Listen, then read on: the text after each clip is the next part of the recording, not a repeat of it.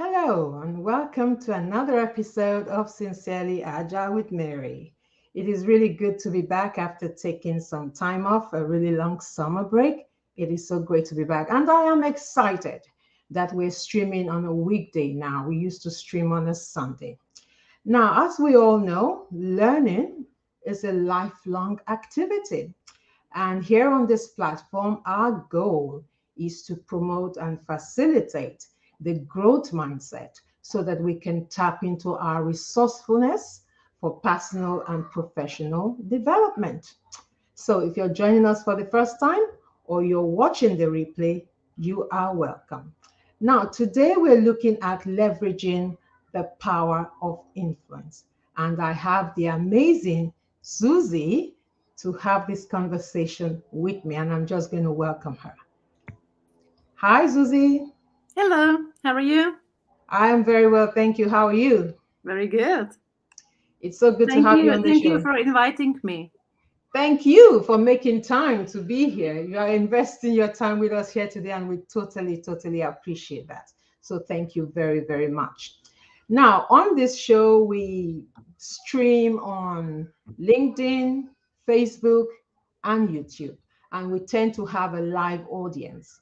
Before now, we were streaming on Sundays, but I decided to change it to a weekday podcast so that I can free up my weekend, so I can get enough rest at the weekend. So I'm excited to be streaming on a weekday today for the first time. So we will see how that goes. So we tend to have a live audience, Zuzi. So I'm just checking now to see who has joined us. So we have one person here on LinkedIn, and we'll see who else joins us. I mean, we have on Facebook as well as YouTube, like I said. So it's so great to have you. So before I continue with our conversation, Zuzi, I would like to read your bio so that our audience, the ones that join us live and the ones that might be, watching the replay, will, get to know who you are as a professional. Okay, so I'm just going to read out your bio. Zuzi is an agile and scrum coach and trainer with deep hands on experience and passion for happier teams, business improvement, and managing change. She started her agile journey back in 2005. She coaches scrum masters, product owners, teams, and organizations. As a certified Scrum trainer with Scrum Alliance, Zuzi has already trained thousands of Scrum masters and product owners. As a coach, Zuzi is a leading expert on agile transformations and has consulted for companies of all sizes on various coaching engagements, from the introduction of Scrum into teams to helping succeed with whole enterprise agile transformations. Zuzi works with boards and leadership teams to help them embrace business agility, explore agile leadership, and change the way of working. She is a regular speaker at agile conferences and delivers talks, workshops, and keynotes with great feedback from the audience, which makes people leave their comfort zone and look at things from a different perspective. She is an organizer of the annual Agile Prague conference, founder of the Agile community group Agile Association, and the host of Agile Way podcast. Now, Zuzi, that is an impressive bio right there. But when you're not busy working, because that's a lot about work, what do you do for fun? We love traveling, so that's one of our hobbies as a family. So we go to various different places and try to enjoy something different, right? So we travel a That's lot. that's good. I love traveling myself. Okay, so Zuzi, without wasting much time, let's get into it. Now, when I have people like yourself on my podcast, I always ask this question. How did your agile journey start? Well, it's a long time ago. I was a developer at the time, and I was working with a client in US, and they switched to Scrum. So imagine a huge corporation, cubicles, individual work, no collaboration whatsoever. And now they actually move the entire team into the meeting room and ask us to do the pair programming and Scrum and retrospectives and start really working together. So that was a shock for most of the local people. I was coming from a smaller company, so we were always like helping each other, but still the Scrum was something different. And then when I came back to Prague, my manager at the time, he said like, and now you have to be a Scrum Master. And I was like, I don't want to be a Scrum Master. And he was like, yeah, but you have to. You're the only one who's seen Scrum. 2005, long time ago. In our company, it was still pretty new, right?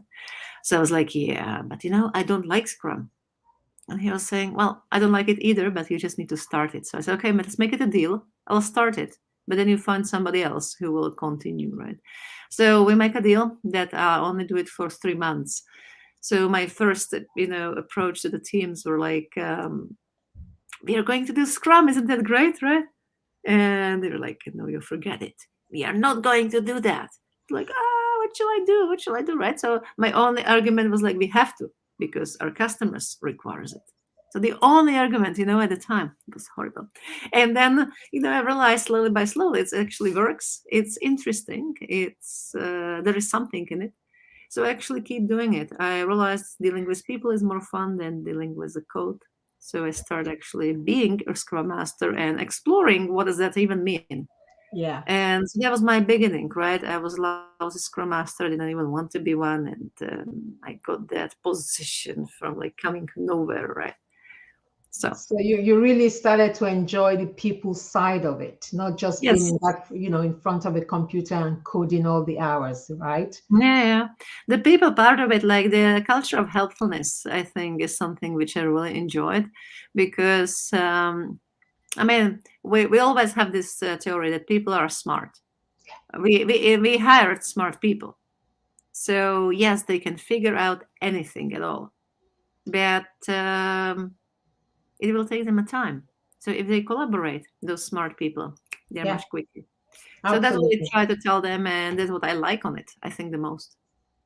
Definitely, people are smart, people are resourceful, and that's one of the things we're promoting on this platform, to say that people are resourceful and that they can figure out a lot of things on their own. So we're here to just facilitate that growth mindset so that they can really, deep dive into that. Interesting story there, Zuzi. Now, for me, I had an aha moment when I came into this space. I definitely had an aha moment where I saw how Agile was so people centered. And for me, coming from a consulting space where I was literally preaching emotional intelligence and socially, intelligence, this was for me. Yes, where has this been all these years? Why haven't I been in this space? So for you, what was your aha moment? I mean, I think you've mentioned it a little Mm. bit. You said, the people side of things, but what in particular would you say was your aha moment, at the start of your journey? I think a little later, maybe much more later, when I actually came eventually into coaching, right? So Scrum Masters should be many things, but they should be coaches at the first place at all, know the facilitation, etc. And I was like struggling with it. I got a technical background, so coaching feels like very weird and too esoteric at the time. And I was like, I don't like it. I don't believe in it. So I was trying to avoid it. And eventually it was like, keep coming back, right? Everybody was talking about it. You need to be coaching, facilitating. And I was like, what is that? I don't like it. And then eventually, slowly by slowly, I got my first experience with coaching. And it was very funny because we were doing the MBA. We got somebody from like local Czech community, Radovan Babou, who was exploring the coaching for us and having that module for us. And I was like, yeah, again, this coaching here, right? But he was a really fascinating person. Like, that was unbelievable. So it started digging. And then we went for skiing weekend with one of my colleagues from that program. And I started complaining that I will never learn snowboarding. And I hired a private teacher last year, but I'm still lousy snowboarder, like with all the body moving there and all the body moving there, right? With a lot of effort. And look at those people down there, like the guys flipping like this. Not a big deal, right? Easy. I will never learn this. And he was like, hey, do you want to try coaching? I was like, what? Well, whatever, right? We have the whole weekend. So yes, I said. So in the middle of a day, I was able to go down with that flipping, seamless movement, and I actually never forgot it. So that was a day where I actually shifted. I realized coaching can actually help with something which you were even believe it's impossible. traditional ways were failing. And then after half day coaching, I was able to do it. Like, come on, that's unbelievable, like a miracle, right? So I went back to the bookstore, bought 2 books, random books, choose by the cover, coaching, facilitation, and start sort of trying, reading, practicing. And later on, I went to classes, Lisa Atkins, all their programs. Yeah. And then actually the real game changer on top of that was like when I went to ORSC, organizational system relationship coaching. And that really shifted me from like this individual coaching, which is Mindset. typical, into relationship coaching. And that's really interesting because for a scrum master, that's exactly what they need to do. They need Yeah. to be able to work with systems, work with teams, not individuals, and coach the Absolutely. system and coach the team. So that was the real like 2 things: go to coaching, but then the ORSC, organizational system relationship coaching, was even better, I think. Interesting story. Absolutely. I'm on my ox journey as well, and I can totally relate with that You kind of. are, yeah. So you know what I'm speaking about. Yes, yes. So I can totally relate to that, And like you said, it's all about bringing out the best in people, and that is why we are in this space. We have more people join us now. Let me see. We've got a few more people join us. Ronke is here. Chanel is here. And we've got a Facebook user. Unfortunately, I can't see your name. Thank you all very much for joining us.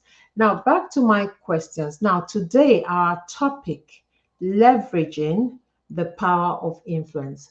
For me, the conversation on leadership, about leadership, never gets old because I believe that we need more leaders. We need more leaders to step out. We need more leaders to grow more leaders. There's a lot that's, we are all leaders. I mean, when we talk about leadership, it's not so much about positional leadership.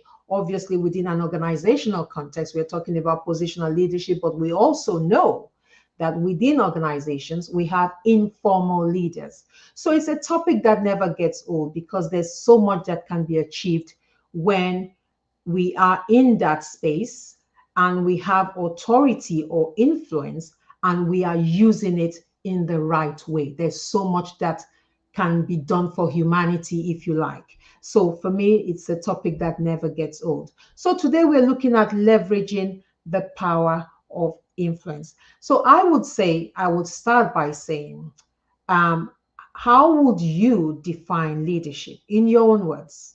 Let's have you define leadership and influence in your own words. So I take a leadership as a state of mind.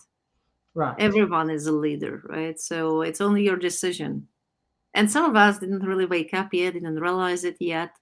So some of us feel like, no, I'm not, I'm waiting for somebody. But at the end of the day, it's only in your head. Do you feel confident enough about yourself? And do you feel strong enough about your vision or your dream of the future? And once you have that dream for a future, and it could be future of changing some tools or future of innovating a product, but it could be a future of a team or my role in a company, it doesn't really matter, right? But you have some dream, that's a passion for doing something. And then you might take an initiative, ownership, responsibility, and start actually acting that way. So in agile organizations, we don't really have a hierarchy. We don't really have managers, or maybe not that many managers, right? Depending on the level of like structure. But we don't really need the appointed managers. What we really need is leaders who are willing to take over the ownership and say, I have a dream and I want to go for it. Will you Yeah. help me? And then if that dream is appealing, the other people would say, yes, I want to be part of that team and I will help you. And if that dream doesn't make sense, they say, like, what? I have some other things to be done. So you have instant feedback also, but actually anyone can come up with idea. Hmm. I like how you say it's a state of mind. And the interesting thing, the reason I've asked you to define leadership in your own words is exactly that. Different people will define it very, very differently. If you go online, you'll see several, definition of leadership. So it's one of those questions where you have so many answers to. Now, there was one I pulled out, and there's a reason I pulled it out. The capacity to influence others to achieve worthwhile results. Now, the reason I pulled this particular one out is because of the 2 words in there: capacity to influence. So capacity and influence. And for me, the more I looked into the concept of the power of leadership, the more I began to see influence as a competency, Mhm. right? I began to see that as a competency. So let's move on.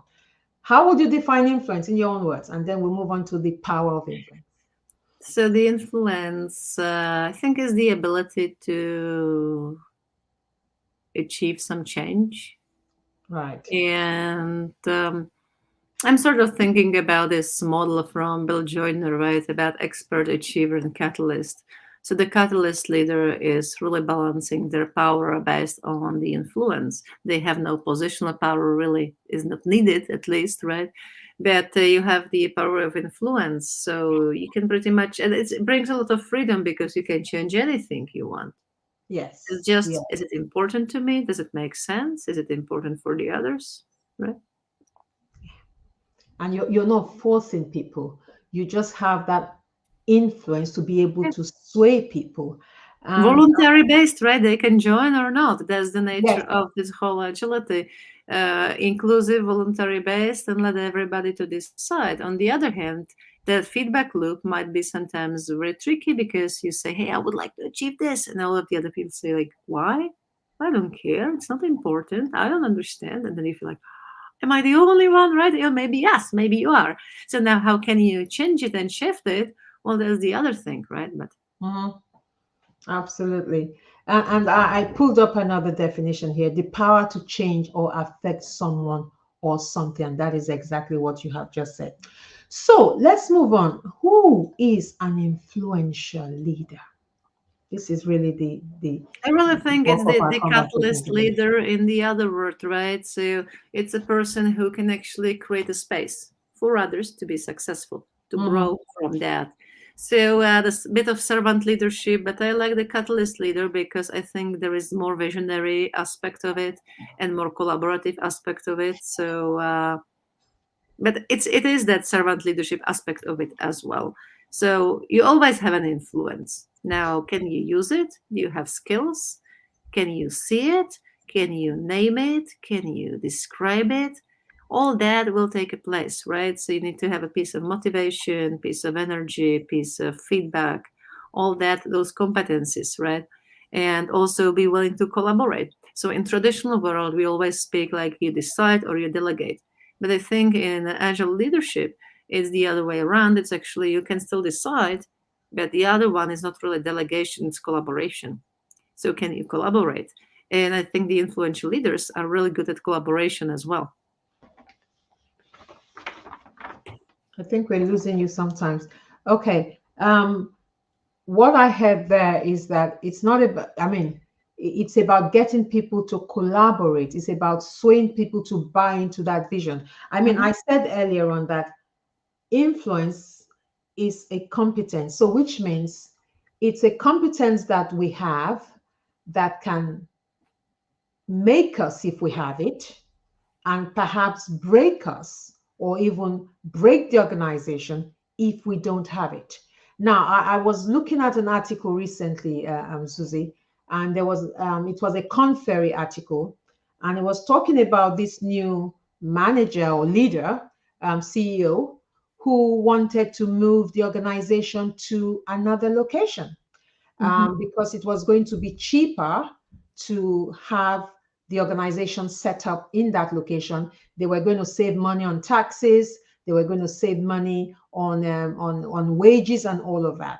Now, of course, you can imagine, and this was like leaving a city to go into like a suburb, if you like, a quieter town, and people started to resign. Of Okay, course. people started to resign. No one bought into it. And before you could say Jack Robinson, this same CEO had to then re recruit these people as consultants because obviously most of them had left from the IT department and they had left with a lot of knowledge in their heads, right? So by the time they left, they had gone away with a lot of knowledge that was not documented, right? Mhm. So they had to bring them back on a consultant fee. Mhm. So they came back as consultants so they could use that time to get what they had in their heads, so, codified, Not if you like. Now the question is, can he prevent it, right? If he would have more like feedback loops and be more open to collaboration, etc., he Exactly. might realize it before. You don't have to do Exactly. those big decisions in isolation and then see what happened and be surprised, right? So I think the bigger the organizations are and the more distributed they are and more modern they are, I would say at the end of the day, they would have to get more frequent feedback and really collaboration as a key things in leading the organization, because you can't make those decisions in isolations. People are smart enough and autonomous enough now, so they can actually Absolutely. vote by their feet without even telling you. So Exactly. The law of 2 feet, right? We have, I think, I'm not sure if okay, it's a question. Shahid Mukadam. I am new to an organization and I have been tasked to be a coach along with other things. What advice would you have for me? Over to you, Susie. advice for a coach in an organization, well, have a well, for me, I was people call me coach, but I was not really good at coaching. So for me, the beginning was really to go to some coaching classes. We were discussing ORSC, organizational system relationship, but coactive coaching would be a good start as well before ORSC, etc.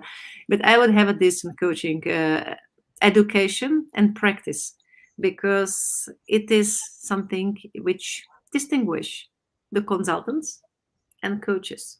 Yeah. So, and you need to be a consultant time to time. There is nothing wrong on it, but you don't have to be always consultant.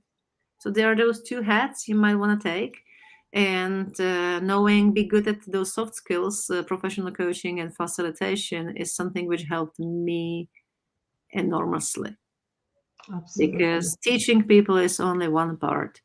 Coaching people is the other part which brings the energy into the space. Now we can look into your questions from various different angles, right? One thing which my Scrum Master's been asking today was like, where do you take energy? And I think I take the energy from two things. First is the outcome, because I see the teams which are working now much better than before. And second, I'm part of this wonderful agile community. So I'm one of the CST certified Scrum trainers with Scrum Alliance, and this group of certified Scrum trainers and coaches is actually become part of my very good friends. And whenever I need something, there are always people who help me. They helped me before, they will help me in the future. We try to support each other. And in general, any agile community around any conference where I've been part of, which is like I love to travel, I told you, right? So one of the things, we travel for fun, but we also travel for conferences a lot. Yeah. So with all the conferences, there is always some ecosystem of people who are like passionate organizers, etc., speakers. And again, I have some friends from that space. So you're not alone. So one of those things is like people often got frustrated because those organizations are very traditional. They're not changing that fast, and you feel you're alone. So you're not. Find the friends in the community outside of the company, and that might help. But maybe that's not really what you were looking for, right? I don't know. It's too broad. Well, That I'm sure he picked up a few things from what you said.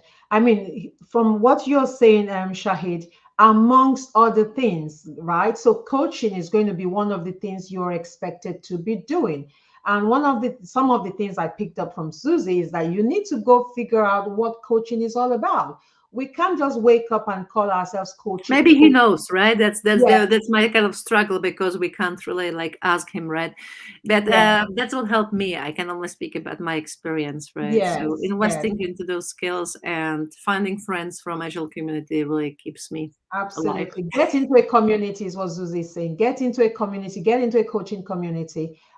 Take some training in coaching, because obviously when it comes to coaching, we're talking professional coaching here, and it's totally different from teaching and mentoring, as we know. And it is a big skill, because we can make, seriously get it wrong if we're not well trained when it comes to coaching. So I hope we have sort of giving you some advice here, Shahid. I hope that helps. And by all means, follow Susanna on LinkedIn.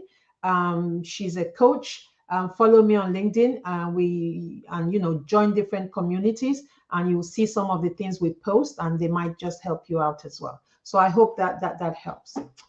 Okay, back to my questions. Right, I'm just going to get back to, we said who is an influential leader. Now, back to this question. I did say that it is a competence, and if we have it, it might serve us well. If we don't have it, it might break us and it might, ruin the organization. Oh, I think we've lost Susie again. I'm going to tell you another story about the power of influence, and you may have seen this case study. It's about a leader called Alan. I'm just going to bring that up. It's about a leader called Alan Mulally, the man who saved Ford when it was at a loss of 17 billion. Now, that is a whole lot, an organization going downhill. But the reason this case study stands out for me, and the reason it comes up a lot when I'm talking about leadership and this kind of topic, is because when this leader came in, unlike what most organizations will do or what most CEOs will do, where they let go of people and think they can bring more brilliant people in, this wasn't the case. He, with the same people, he turned things around. He totally turned things around. So I'm not surprised there's a case study out there, say, called The Man Who Saved Ford. And obviously, this must have been a leader who was influential, who knew how to leverage collective intelligence and all of that. So for me, this stands out. So for you, Zuzi, looking at just this little statement here, the man who saved Ford from a loss of 17 billion, what's going on in your head? Well, there are a lot of people who are like not here anymore. Those old leaders, those are great. But I think the biggest inspiration I got from people who I was able to interact, so who are still around here.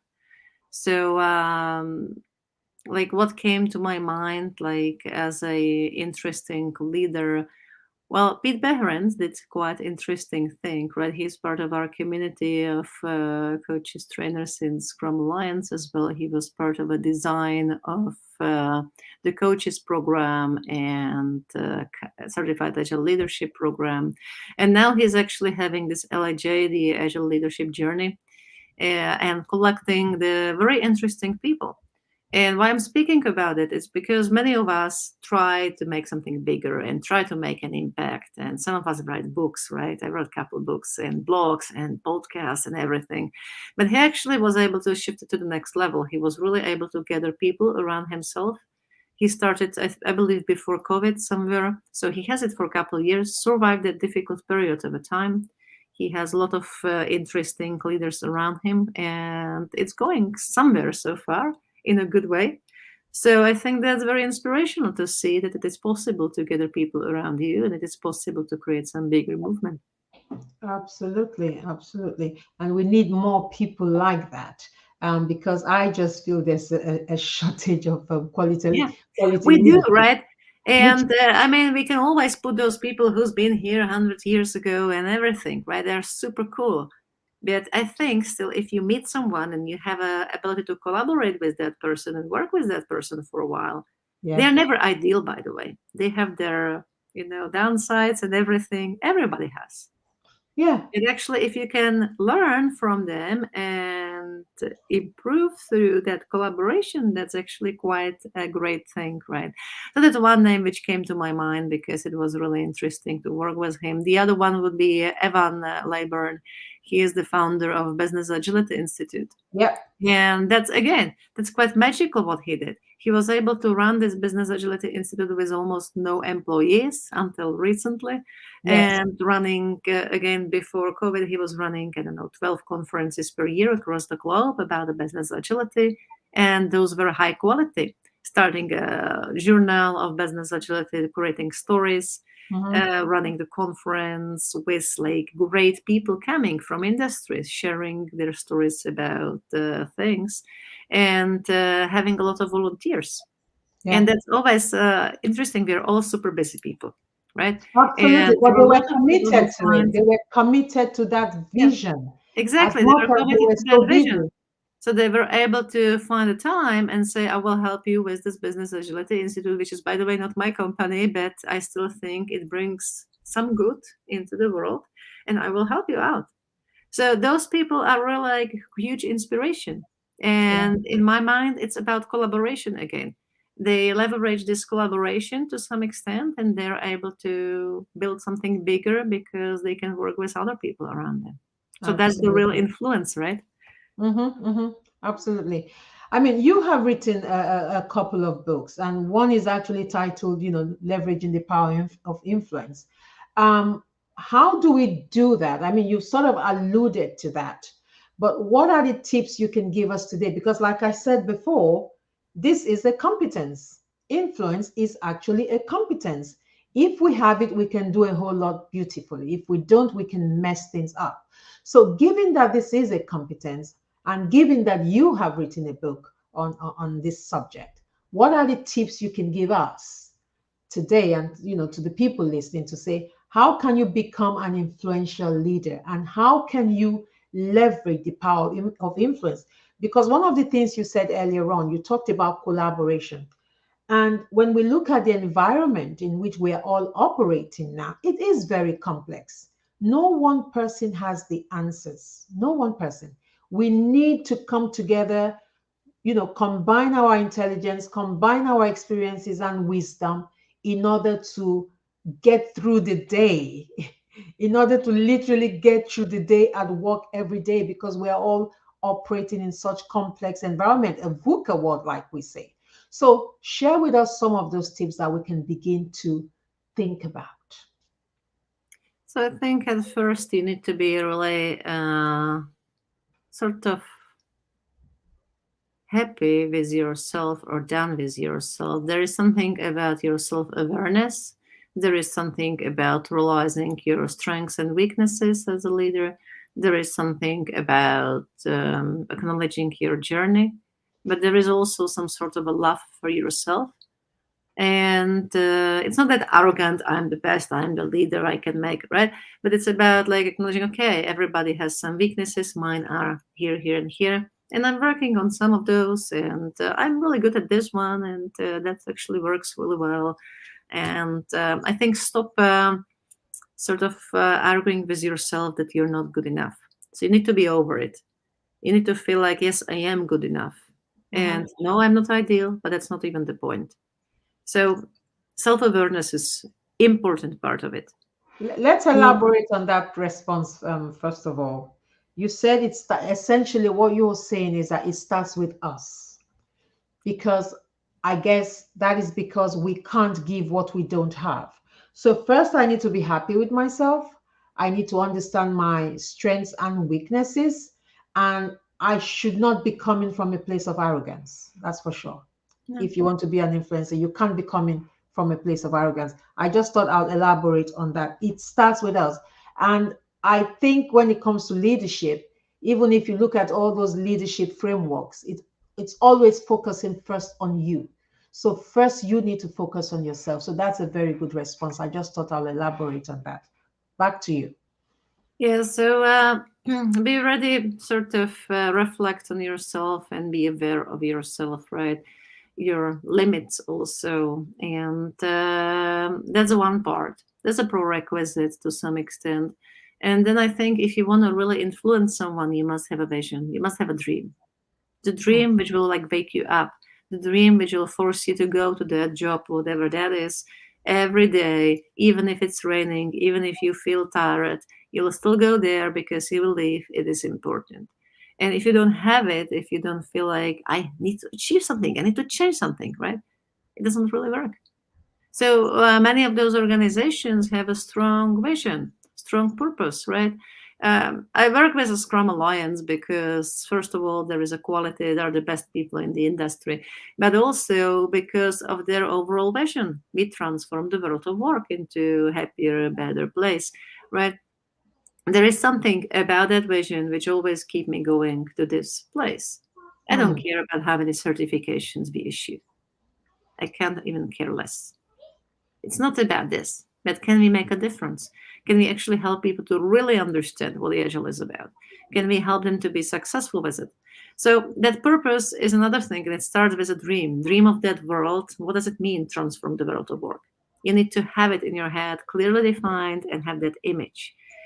Feeling. It's more about a feeling, right? It's more about a dreaming than anything else.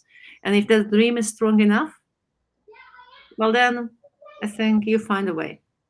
You will find So it. people with no influence, they usually fall, well, maybe on both, but they definitely fall on that dream and saying like, yeah, I'm here because they employ me and they didn't tell me what to do. Well, I never cared if they tell me what to do. I actually came up with my own ideas, what I want to do. Very often I was doing different things than they asked me to.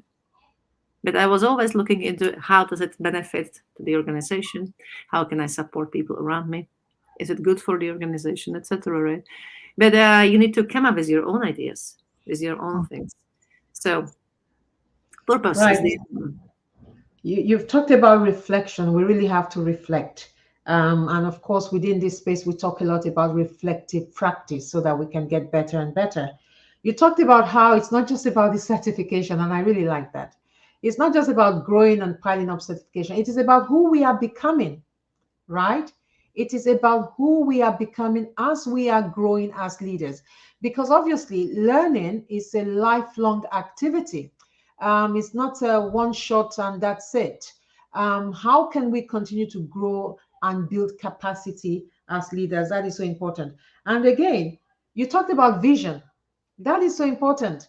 Um, and we can look at the importance of vision both from a formal and informal point of view, I think, Susie. So, from a formal point of view, say within an organization, a leader with a vision and a leader who can communicate this vision so passionately that they are able to affect people.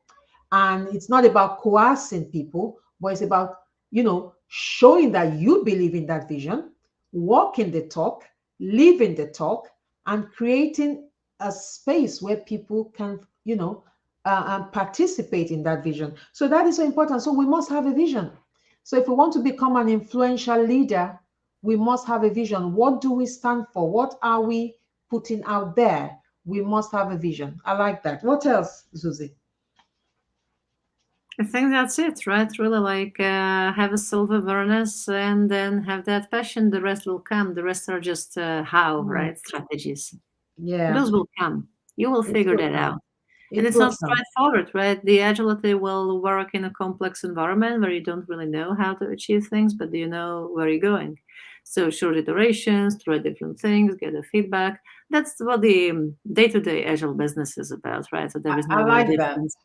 I like that response. You don't necessarily know how to do these things, but you know where you're going. And because you know where you're going, and because you're a leader who is showing up in the right way with respect for people. I mean, this is taking me back to the Scrum values, actually. Um, as a leader, you have focus, right? You have focus, you have a vision, you have respect for people, you are open, and you are showing commitment to that vision. And these are some of the things I love about the agile values and principles, and the Scrum values, is that you can almost always come back to those values for guidance. That's why they're there in the first place anyway. And for me, every time I look at the agile values and principles, honestly, Zuzi, it's amazing how those values and principles have endured for over 21 years now. And it doesn't matter what conversation you're having, whether it's a conversation about motivation, about leadership, about culture, you can go back to those values and principles, as a reference, if you like. Interesting. And for me also, another reason this conversation is important is because as leaders, I think we are any leader. I mean, I know we say we are all leaders because we have our sphere of influence.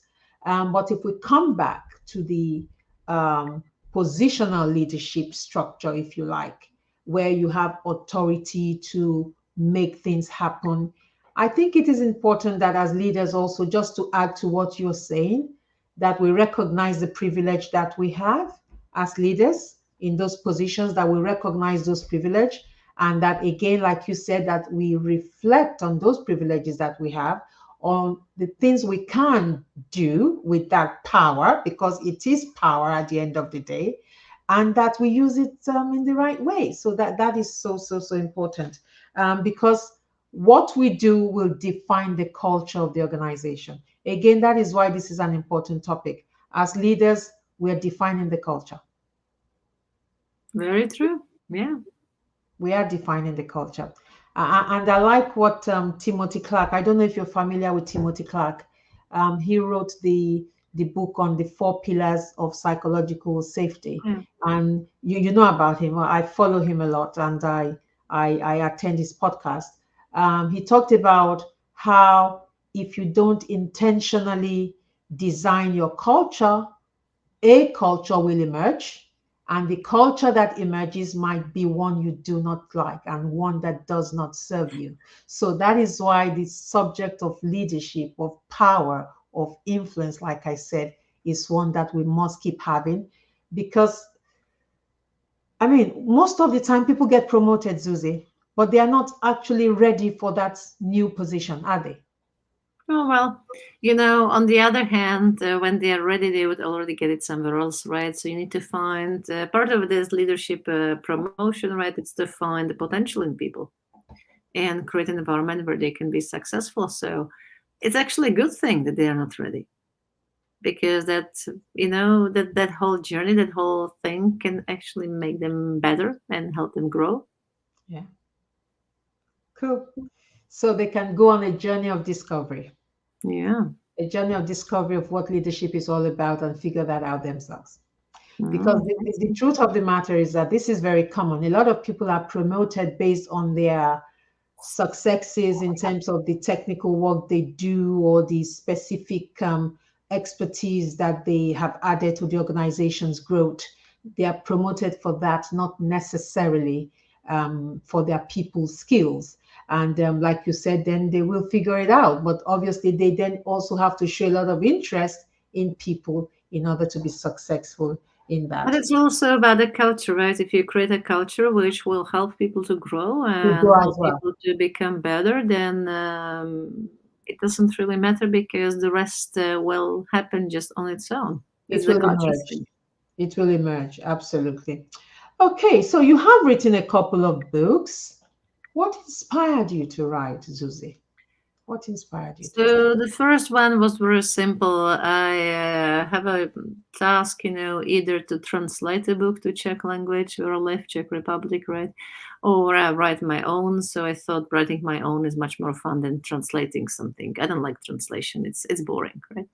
So I write my own, and it got published. We found a publisher for that local one, and people start reading it and they like it. So now we are just in progress of publishing the third edition of the book. So that's really good. The first version was like with just a few pictures. The second version got like a lot of pictures. But really, the goal was to bring some agility to the Czech language, so people can read in their local language. The second book, The Great Scrum Master, was published in the US, and the real reason for that was that I was teaching all those Scrum Masters and coaching Scrum Masters, so the Scrum Master classes, but also in-house in companies, helping Scrum Masters to be successful. And I was sort of repeating the same things all over again. So I felt like even if I teach like that many of people and that many of classes, how many people I really affect? So I wrote that book because I want to spread that message around, and I don't like to see the Scrum Masters who are like failing with their position are renamed back to delivery coaches or whatever that is, because I think the real Scrum Masters would never be renamed to delivery managers because they're doing the job right. So we only go back to different concepts because those Scrum Masters are actually never really understood what a Scrum is about and were failing in making an impact. So that was the real reason for that, because I want to help all the Scrum Masters across the globe to realize what is my job about and how to become a great Scrum Master. And then the third one, the Agile Leader, is really a mental continuation of that journey, because as I started working more with organizations and their leadership teams, I actually start thinking about the different cultures, the business agility, the structure of organizations. And in my head, it creates the map with like all the concepts you can read about. So I thought it's useful to put that map in place and help people to understand like where we are, considering different aspects and where we want to be.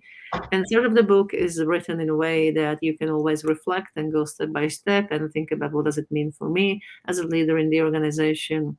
Similar to Great Scrum Master, right? Both of those books have a lot of those sections like assessment, and based on that assessment, action steps.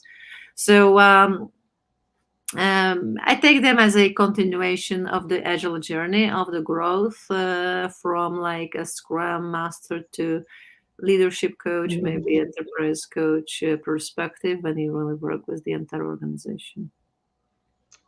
Fantastic. And you can get Susanna's book on Amazon.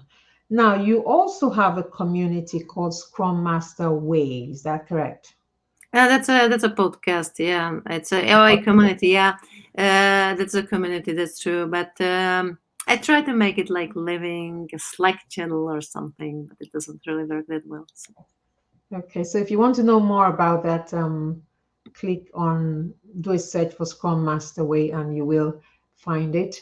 It's And more like a concept for Scrum Masters. So okay, the original of that hashtag is a concept for Scrum Masters to sort of help them reflect that they need to be working on various different levels in the organization. the So organization. because many Scrum Masters feel like working with a team, single team, is their destination. I take it as a kindergarten, right? I mean, it's a good start. It's important, but that's not why you are here. Even if you make awesome team, you change the life of 7 individuals plus minus, but not really impact, right?